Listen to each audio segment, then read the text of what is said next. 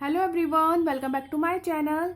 सो guys, आज के lecture में हम लोग देखने वाला है क्वेश्चन नंबर 7। तो क्वेश्चन नंबर 7 देखो, थोड़ा सा इसमें आपको डिफरेंट पॉइंट सीखने को मिलेगा और उसको हम ध्यान से समझेंगे क्योंकि क्वेश्चन उससे रिलेटेड भी एग्जाम में आ सकता है। ठीक है, तो स्टार्ट करते हैं। क्वेश्चन नंबर 7 कह रहा है, from the following information prepare a statement showing the working capital requirement. Working capital requirement बनाना है, वही एक स्टेटमेंट जो हम बनाते हैं हमेशा। बजटेड सेल्स, सेल्स कितनी हुई है? ₹2,60,000 पर एनम, इतना सेल हुआ है।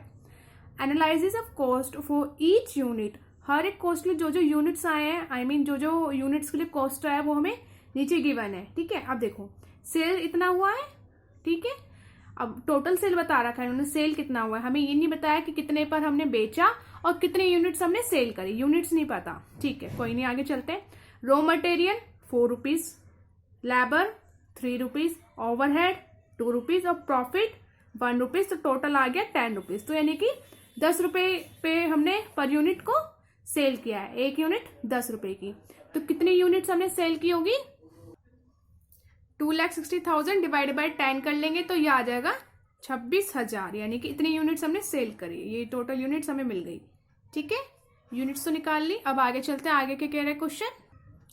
आगे लिखा हुआ है, it is estimated that, a point है, pending use raw material are carried in a stock for 3 weeks. जो रॉ मटेरियल है वो कब तक रहता है स्टॉक में? 3 वीक्स तक रहता है। तो 3 डिवाइड बाय 52 करेंगे। नेक्स्ट है, and finish goods for 2 weeks, और फिनिश गुड्स रहता है 2 वीक्स के लिए, 2/52 करेंगे। ठीक है, आगे देखो, factory processing will take 3 weeks. अब फैक्ट्री प्रोसेसिंग का मतलब है यहाँ पे WIP, वर्क इन प्रोग्रेस। ठीक है, देखो जो रो स्टॉक होता है हमारा वो 3 टाइप्स का होता है। कुछ होता है जैसे कि रॉ मटेरियल है, कुछ होता है वर्क इन प्रोग्रेस है, कुछ ऐसा होता है जो फिनिश गुड्स है। ठीक है, तो उसी सब का इन्होंने बता रहा है कि रॉ मटेरियल जो है वो 3 वीक्स तक रहता है, फिनिश गुड 2 वीक्स तक रहता है, और फैक्ट्री प्रोसेसिंग का मतलब है वर्क इन प्रोग्रेस, वो कितना टाइम रहता है? 3 वीक्स तक रहता है। तो उसके लिए भी हम 3/52 करेंगे। ओके, आगे क्या है, suppliers. Who is supplier? Supplier कौन होते हैं? हमारे क्रेडिटर्स होते हैं। तो ये सप्लायर हो जाएंगे हमारे क्रेडिटर्स। आगे कह रहा है, सप्लायर्स विल गिव 5 वीक्स। जो सप्लायर है वो 5 वीक्स देते हैं, 5/52 होगा। ठीक है, कंज्यूमर, कंज्यूमर जो हमारे कंज्यूमर है मतलब हमारे कस्टमर है, मतलब डेटर्स, ये हो गया डेटर्स।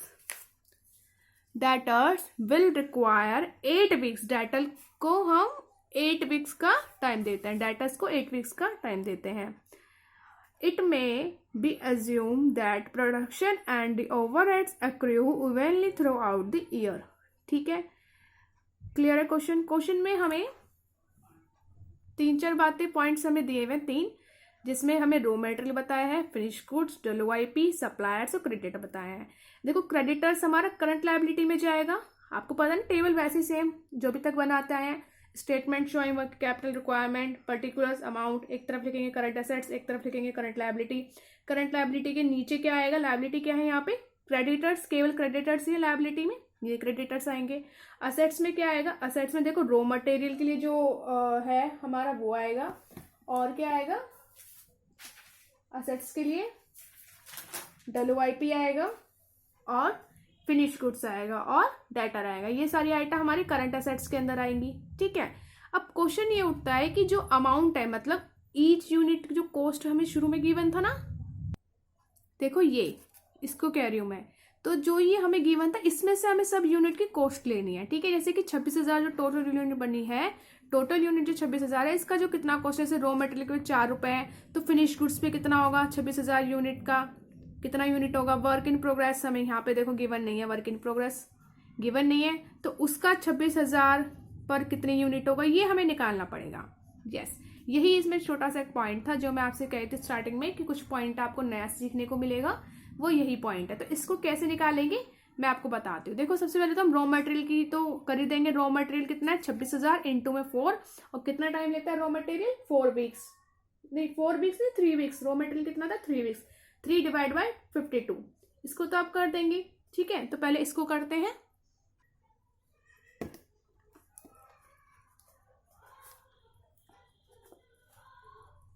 रॉ मटेरियल कितना होगा? 26,000 यूनिट है। ठीक है, कितने टाइम्स के लिए? 3/52, 3 वीक्स के लिए। अमाउंट उसका गिवन था 4 रुपीज। ठीक है, ये हो गया रॉ मटेरियल। अब उसके बाद आता है वर्क इन प्रोग्रेस, जिसको हम WIP बोलते हैं। अब ये भी 26,000 यूनिट पर ही होगा। ठीक है, कितने टाइम पीरियड का है? 3/52, सेम 3 वीक्स का ही है। लेकिन इसका यूनिट जो अमाउंट है, वो कॉस्ट थी पर यूनिट, वो कैसे निकालेंगे? वो तो हमें गिवन नहीं है। आपने देखा बुक में गिवन नहीं था। बुक में तो केवल रॉ मटेरियल, लेबर, ओवरहेड्स और प्रॉफिट, ये सब गिवन है। रॉ मटेरियल का काम तो हो चुका। अब देखो लेबर और ओवरहेड्स जो है, ये भी वर्क इन प्रोग्रेस वाले ही आइटम है। मतलब जब काम चल रहा था तभी हम लेबर देते हैं और तभी ओवरहेड्स मतलब खर्चे करते हैं। तो हम एक काम करेंगे, जो ये ओवरहेड्स और जो लेबर है ना, इसका 50% अमाउंट इंक्लूड करेंगे। ठीक है, जैसे 3 है तो 3 का 50% मतलब 1.5, 2 है तो 1। इसको लेंगे वर्क इन प्रोग्रेस का कॉस्ट निकालने के लिए पर यूनिट का। हम लेबर और ओवरहेड्स का 50% को कंसिडर करेंगे और रॉ मटेरियल तो पूरा ही लेंगे, क्योंकि रॉ मटेरियल तो कंप्लीट यूज हो गया होगा, कंज्यूम हो गया होगा, है ना। तो क्या अमाउंट आएगा? सबको प्लस कर देंगे। रॉ मटेरियल का पूरा लिया है 4। वर्क इन प्रोग्रेस का अगर हमें अमाउंट निकालना है, कॉस्ट निकालना पर यूनिट, तो रॉ मटेरियल तो हमेशा पूरा ही लेना है। लेबर और ओवरहेड्स का 50% करना है। अगर क्वेश्चन कुछ और के आता है तो फिर उसके अकॉर्डिंग करेंगे। ठीक है, तो यहाँ पे 3 था तो 1.5 हो गया, ओवरहेड्स का 2 था तो 1 हो जाएगा। अब इसको प्लस करेंगे तो ये आ जाएगा हमारा 6.5। तो ये जो यूनिट आई है ना निकल के, ये जो कॉस्ट आई है पर यूनिट, ये वर्क इन प्रोग्रेस की है, इसको लिखेंगे। ठीक है, समझ गए। लेबर और ओवरहेड्स का हाफ करते हैं, 50% करते हैं। ठीक है, हो गया। यहां लिखेंगे 6.5। अब ऐसे आ जाओ फिनिश गुड्स पे। फिनिश गुड्स कब बन जाता है? जब वो पूरा उस पे सारे खर्चे जितने होते हैं बिल्कुल सब हो जाते हैं, बिल्कुल एकदम जो रेडी जाता है सेल करने के लिए, वो हमारा फिनिश गुड्स बन जाता है। तो देखो, अब फिनिश गुड्स का भी अमाउंट हमें गिवन नहीं था। ये भी 26,000 यूनिट पे 2 वीक्स का है और अमाउंट इसका गिवन नहीं है। अब इसको देखो कैसे निकालेंगे। देखो, जब हमारा गुड्स रेडी जाता है पूरा सेल होने के लिए, तब उसे हम फिनिश गुड्स बोलते हैं। तो फिनिश गुड्स के अंदर हमारा रॉ मटेरियल का प्राइस भी जाएगा, लेबर का भी जाएगा और ओवरहेड्स का भी जाएगा। अच्छा, प्रॉफिट दे रखा है 1 पे, तो प्रॉफिट तो जब हम सेल करेंगे तब होएगा। अभी हम सेल तो नहीं कर रहे हैं। फिनिश गुड्स मतलब गुड्स बन के जो रेडी हो गया, वो बिल्कुल फिनिश हो गया है, अब तैयार है वो बिकने के लिए मार्केट में। तो तब तक का तो अभी हमने प्रॉफिट नहीं इंक्लूड किया। अभी तो बस हमें कॉस्ट देखना है, कितना हमारा खर्चा हुआ है, कितना कितना खर्चा आया, उसके अकॉर्डिंग प्रॉफिट ऐड करेंगे, फिर उसे सेल करना शुरू करेंगे। ठीक है, कि 1 रुपये हमने उस पर कमाए या 2 रुपये जो भी है वो करेंगे। तो पहले इन सभी अमाउंट को हम प्लस करेंगे, वही हमारा फिनिश गुड्स का अमाउंट होगा। जैसे कि 4, 3, 7, 7 और 2, 9। तो यानी कि 9 फिनिश गुड्स के लिए हम लिखेंगे। कॉस्ट पर यूनिट 9 आएगा। ठीक है, ओके, ये हो गया। अब ऐसी सेम कहानी डेटर्स की। अब यहाँ मेरे पास स्पेस थोड़ा कम है, मैं ऐसे लिख देती हूँ। डेटर्स भी 26,000 यूनिट पे निकलेंगे और डेटर्स को हम कितना टाइम पीरियड अलाउ करते थे?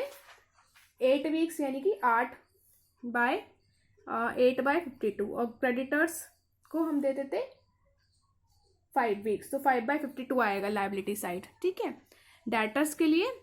और इसके लिए कितना हम यहाँ पे अमाउंट लेंगे? डेटर्स के लिए भी हम सेम यही लेंगे, 9। ठीक है, हो गया। अब इन सबको कैलकुलेट कर लेंगे, जो भी वैल्यूज आएगी वो यहाँ लिख देंगे। ठीक है, ये हमने लिख लिया है सारी अमाउंट्स और इनको प्लस भी कर लिया है। ये आया है 60,750। ठीक है, अब करंट लायबिलिटीज में क्या आएगा? यहाँ पे केवल और केवल क्रेडिटर्स। 26,000 यूनिट्स के लिए क्रेडिटर्स को हम अलाउ करते हैं टाइम पीरियड 5 वीक्स का, 5/52। क्रेडिटर्स के लिए यहाँ कौन सा अमाउंट आएगा? देखो, क्रेडिटर सप्लायर कौन होता है? जिससे हम अपना माल खरीदते हैं, मतलब रॉ मटेरियल हम जिससे खरीदते हैं। देखो, क्वेश्चन में हमें रॉ मटेरियल, लेबर, ओवरहेड और प्रॉफिट दे रखा था। अब लेबर तो नहीं आएगा सप्लायर, ओवरहेड नहीं आएगा, प्रॉफिट नहीं आएगा, केवल रॉ मटेरियल तो आएगा। तो रॉ मटेरियल का कॉस्ट कितना था? 4 रुपीज़। तो हम यहाँ लिखेंगे 4 रुपीज़। ठीक है, इसको कैलकुलेट कर लेंगे और यहाँ लिखेंगे इनर, ये आएगा 10,000। यहाँ लिखेंगे 10,000। ठीक है, ये 10,000 हो गया और इसका टोटल तो 10,000 ही रहेगा। अब हमें क्या निकालना है, वर्किंग कैपिटल निकालना है। वर्किंग कैपिटल कैसे निकलता है, current assets minus current liability. तो ए माइनस बी, मैंने यहाँ पे करंट एसेट्स को ए बोला था और करंट लायबिलिटी को बी बोला था, तो इसमें से हम इसे माइनस कर देंगे तो हमारा आंसर आ जाएगा। देखो 60 में से 10 घटाओगे तो 50 ही आएगा और 750 बाकी का ऐसी। तो ये कितना आ गया हमारा, 50,750 वर्किंग कैपिटल। ठीक है, इस तरीके से हमें करना था।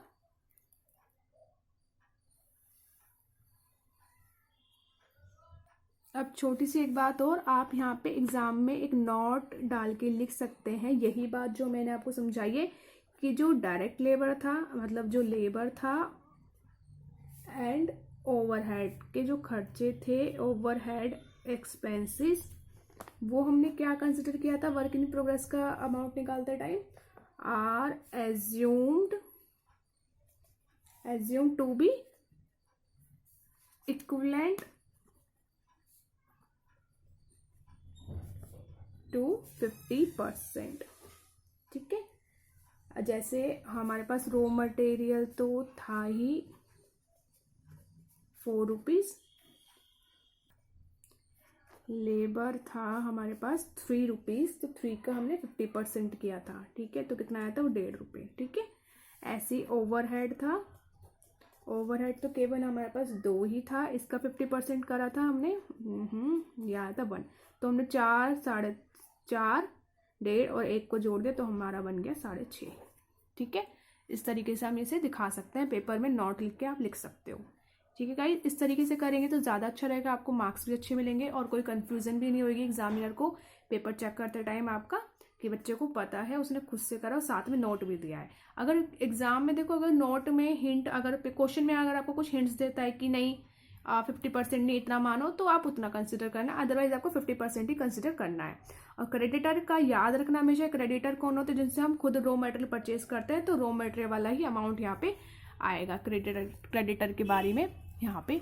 ठीक है, और डेटर्स में वही अमाउंट आएगा जो फिनिश गुड्स में आता है।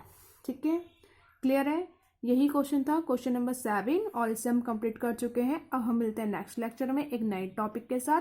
तब तक के लिए bye bye and take care, stay connected.